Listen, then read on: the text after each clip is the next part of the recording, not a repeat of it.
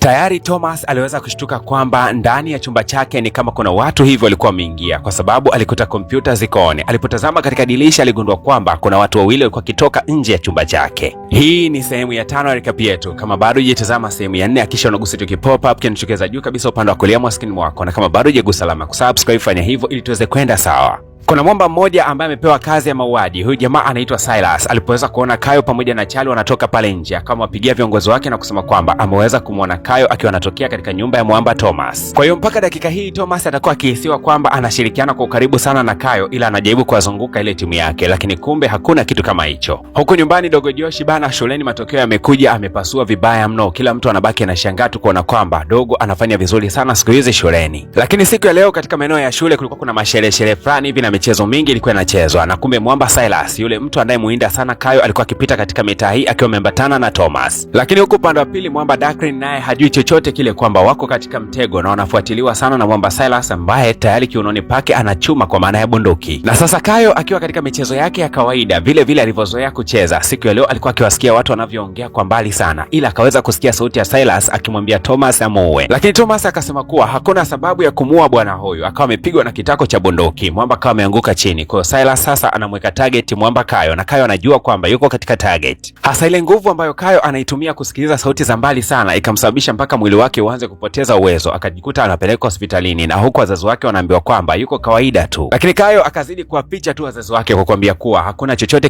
kinachoendelea, ni alihisi tu maumivu ya kichwa, kisha baada ya hapo akajikuta ameanguka chini. Lakini huku mwamba Silas akazidi kutoa ripoti kwa kusema kwamba ameweza kumwona Kayo ameingia mpaka katika hospitalini na ameshaweza kuzungumza na daktari. Lakini huku ndani ya hospitali bana, mwamba Dakrin anamwambia Kayo kwamba aongee tu ukweli kwa familia yake. Wakati huo mwanamama Nicole alikuwa busy sana kuhangaika na afya ya mwamba Kayo, na Kayo kila akitazama namna ambavyo familia hii inajihangaisha juu yake, akaona hana sababu ya kuendelea kuficha mambo haya, akataka kumwambia Nicole. Lakini kuna nesi akawa ameingia na kuvuruga mpangilio mzima wa mazungumzo. Okay, upande wa pili bana, bidada Roy alikuwa akitazama kwamba Charlie alikuwa akimsaliti Amanda kwa mwanamke mwingine. Lakini wakati huo kuna jambo la ajabu sana liliweza kutokea hapa katika eneo la hospitalini. Kuna watu wawili walikuja hapa na kusema kwamba wao ni wazazi wake wa mwamba Kayo, na walipofika tu wakaanza kumuita jina la Noah kwa maana ya Nuhu. Hawa wazazi wake wakajitambulisha kwamba baba ni David na huyu mama ni Juliet, na wakasema kwamba tulipotelewa na wewe kutokea ulipokuwa mdogo, na walikuja na kweli na picha ambazo zamwonyesha Kayo akiwa mdogo. Lakini mwamba Kayo hakushawishiwa sana na huu ushawishi wa hawa wazazi, akasema kwamba mbona ni kama hizi picha muda ambao wanazungumza stori zao haufanani kabisa. Na ukumbuke kwamba Kayo tayari anajua kila kitu, kwamba hapa ndani bana kumetegeshwa kamera. Akabidi kuisogelea moja kati ya kamera akasema kwamba hivi hawa watu ni wakina nani ambao wananifuatilia. Na mwamba kaelekea sebreni akauliza sana hawa wapenda nao maswali mengi na kuambia kwamba wao ni wakina nani. Baada ya kuuliza maswali ya kujitosheleza, bila shaka maamuzi ya mwisho ni Kayo lazima achukuliwe hapa na kwenda kuishi kwa wazazi wake. Na siku ya leo ilikuwa ni siku ambayo bidada Amanda alikuwa anasherehekea siku yake ya kuzaliwa. Basi moja kwa moja sherehe hii ilifanyikia katika maeneo ya kanisani, na hapa Kayo akampatia kizawadi fulani hivi bidada Amanda. Na Kayo akamsii mwamba Charlie akasema kuwa najua kwamba una mpango wa kutoka na Hillary, lakini naomba tu umpende Amanda na uwe mwaminifu kwake, sio vizuri unavyomfanyia. Mwamba Dakrin pamoja na Kayo kila wakati wanaendelea na michakato yao ya kufanya uchunguzi, lakini siku ya leo bidada Amanda akawa amegonga hodi chumbani kwa mwamba, na bidada akaenda kukaa naye mwamba kama kawaida katika lile beseni ambalo jamaa anapenda sana kukaa. Lakini huku upande wa pili majibu yanakuja ya DNA yanaonyesha kwamba Kayo wale ni wazazi wake kwa maana ya David pamoja na Juliet. Lakini acha nirudie kwa kuambia kwamba binadamu asipokuwa na kitovu, kwa lugha nyepesi ni kwamba hajawahi kukaa tumboni kwa mama yake. Sasa inakuwaje wale ni wazazi wake? Ili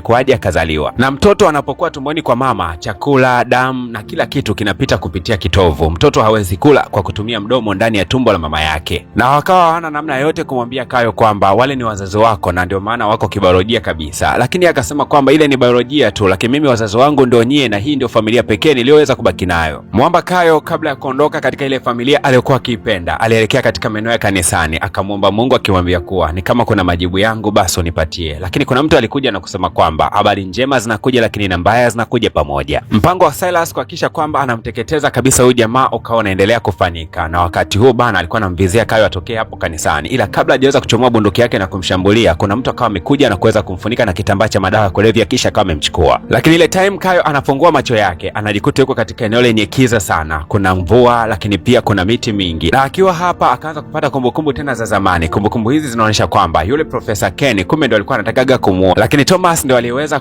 alisaidia mpaka Mwamba akabakia hai mpaka hii leo. Sasa wakati huo anaendelea kupiga story hapa katika gari, Thomas anaonekana akiwa anatirika damu. Inaonekana Thomas ametoka kushambuliwa. Lakini baada ya Kayo kuongea sana na yule mtu katika ile maeneo ya mapoli, basi moja kwa moja akawa anarudi nyumbani, ila majibu yake akawa anasema kuwa ninaamini kabisa kwamba Peter na Juliet hawa ni wazazi wangu na ambatana nao kurudi nao nyumbani. Basi familia nzima ijawa na huzuni. Tena Kayo akasema kwamba anakumbuka kumbukumbu zote mpaka za kipindi alichokuwa na miaka 5 mpaka 9 hivi. Anahisi kila kitu anakikumbuka. Basi bana akasema kuwa ataondoka nao wazazi wake siku ya kesho. Daklin hakusikika akiongea mengi zaidi ya kumwambia Kayo kwamba, "Je, unadhani hayo maamuzi unayoyafanya ni sahihi?" Lakini Kayo akamwambia kuwa naamini kuwa inaweza kuwa ni maamuzi sahihi. Wakati huo Hilal akawa ameingilia maongezi yake na kisha kama kawaida akaanza kuongea na Mwamba Daklin. Wakati huo Mwamba anaendelea kutembea hapa, bidada Amanda akawa amemfuata na kusema kuwa siamini kama unaondoka. Bidada akawa amemkumbatia Mwamba, lakini huku Josh na Mwamba Steven wana mawazo vibaya mno kwa sababu alimzoea na jamaa alikuwa anawasaidia katika mambo mengi. Mwanamama Nicole akawa anamwambia Kayo kwamba nimefurahi kwa sababu umeweza kuikuta familia yako, lakini ukweli ni kwamba mwanamama ndani ya moyo wake anatilika machozi kwa sababu alimzoea mtoto huyu. Na kabla Kayo kuondoka aliaga familia yake kwa machozi, akamwambia kuwa anawapenda na atawakumbuka katika kila jema waliloweza kumfanyia. Mwisho wa siku alipokuwa kimwaga Daklin akamwambia kuwa wewe zawadi yako nimekuachia pale katika chumba changu. Hii moment namna ambavyo ilikuwa imechezwa movie hii, wakati nikitazama basi nilijikuta mpaka natilika na machozi. Ni moment moja ngumu sana na ile background music iliyokuwa imeiweka basi inatisha kinoma. Na mama Nicole alipoweza kurudi ndani akaitazama picha ya familia nzima pamoja na Kayo akiwepo, akajikuta anatilika na machozi tu. Na huku Mwamba Daklin akaingia katika chumba cha Kayo kama alivyokuwa ameelekezwa, akaikuta kuna boksi moja hapa inaonyesha vitu fulani vya kitototo vingi sana. Ukweli ni kwamba Kayo hakumbuki chochote kile kuanzia hiyo miaka 5 alikuwa ameisema, ila aliamua kufeki tu. Unadhani kama Kayo ameamua kufeki taarifa zake, ni nini ambacho anakitafuta kwa hao wazazi wake ambao ni David pamoja na huyu mwanamke Juliet? Lakini wakati huo wakiwa wako safarini akawaambia wazazi wake kwamba nyie ni waongo wazuri. Lakini wakamjibu kwamba mpango wetu haukuwa sisi kuonekana wazuri au wakweli. Sisi mpango wetu ulikuwa ni kukuondoa duniani basi. Lakini huku Mwamba Thomas yuko kujitibia ile jeraha lake ambayo tuliweza kumwona nalo katika maeneo ya mapoli, na wakati huo alikuwa anapiga simu katika uongozi wake akiwaambia kwamba tafadhali msimzuru Kayo. Lakini pia Kayo alikuwa anakumbuka maneno yote ambayo huyu Thomas alikuwa akimwambia kwamba wewe haukuwahi kuwepo kabla ya hiyo miaka ya nyuma. Yaani Thomas alimwambia Kayo kuwa hajawahi kuwepo kabla ya umri wake ule ambao alijikutia nao porini. Sasa Kayo alikupo wapi? Naye Kayo ni nani? Na mwisho wa siku Kayo akapelekwa katika nyumba fulani ambayo ilikuwa na ulinzi mkali sana. Hapa bana palikuwa na mwamba mmoja anayefahamika kama Adam Berry. Huyu jamaa ndio yule alikutana naye katika maeneo ya kanisa na akaanza kumwambia Kayo mambo yote. Lakini huku upande wa pili katika kampuni anaonekana kuna mwanamke mmoja hivi, yule kiongozi wa hili kundi la kampuni pamoja na msaidizi wake wakiwa wanaitazama chupa moja kubwa sana pale mfano wa jeneza, ndani yake kuna mtu. Na huyu mwanamke anayemwitaga Kayo kwa majina ya namba akawa anamwambia Silas kwamba huyu mwanamke aliye katika chupa usije ukasababisha hata siku moja aingie katika ulimwengu wa kawaida, unatakiwa kumlinda na usifanye makosa kama aliyofanyika kwa Kayo. Mpaka kufikia hapa ndio tunagundua kwa nini yule mwanamke alikuwa akipenda kumuita Kayo kwa jina la namba. Kumbe bana hata huyu mwanamke ambaye anatengenezwa hapa ndani katika maabara naye jina lake ni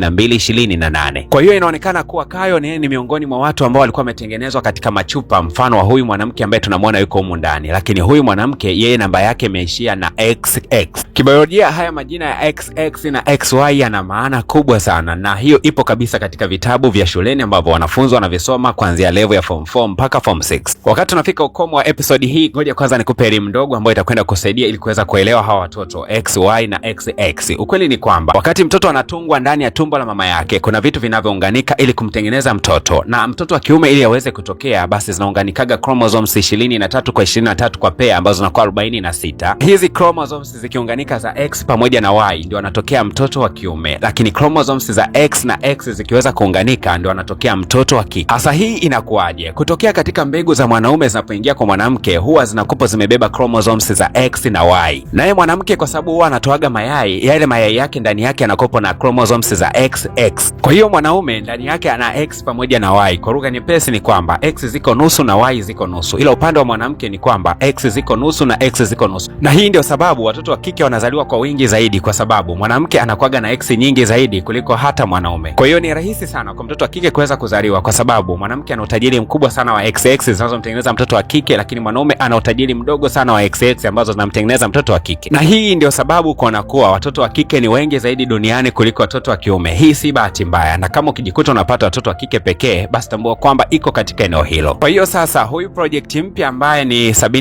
781228 atakayezaliwa yeye atakuwa ni XX. Kwa lugha nyepesi ni kwamba atakuwa ni wa kike. Kwa elimu hii ambayo nimekupatia bila shaka na nitakuwa nimekufikisha mpaka kidato cha 6 mchepuo wa PCB, na unakuwa umepata elimu vizuri kabisa kutokea kwenye biolojia, elimu ya genetics. Ulikuwa na mimi naitwa DJ Paul, na mwisho ni kabisa nimekuwa na maneno mengi kwa sababu hii ni mwisho wa season 1. Sasa tunaelekea katika season 2 ambayo inakwenda kujili hivi karibuni.